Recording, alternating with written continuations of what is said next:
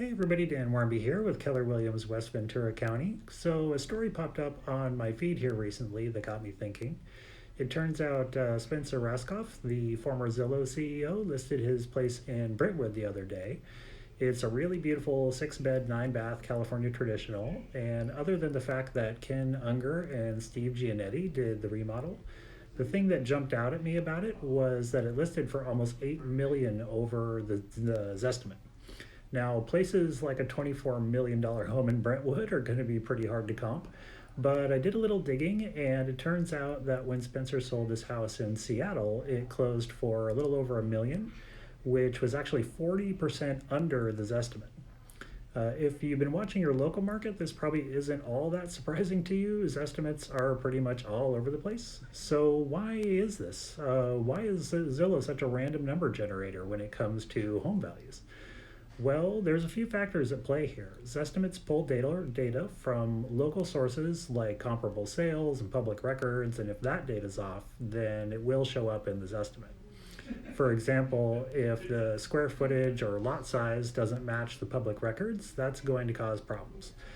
The other thing I've seen happen pretty frequently is that Zillow often can't tell the difference between an arm's length transaction or a transfer in the event of a divorce or a death in the family. When this happens, it'll factor in a very low sales price actually for the whole neighborhood. Zillow uses property taxes in its estimates, and this data can be way off as well.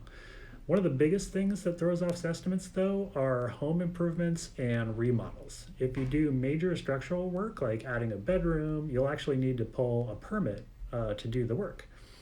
And that info will actually end up visible to Zillow. But if you, say, did a major kitchen remodel or put in a new hardwood floor or repainted or did crown molding, you wouldn't need to pull a permit for any of that work. So Zillow would have no way of knowing that it increased the value of your home.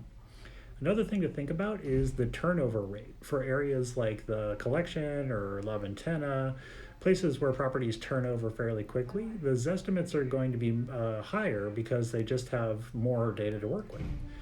For areas like Montalavo or College Park, where people keep their properties for much longer, the Zestimates are going to be artificially low because there's just not as much data there for Zillow to use.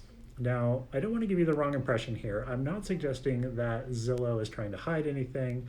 It's just that any broad tool like a Zestimate is going to have its limits.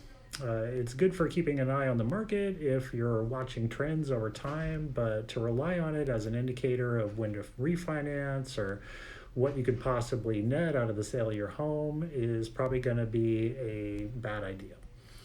The best thing to do is to get in touch with a realtor and ask them for a CMA and a net sheet. This will show you exactly where you are in terms of your home's value.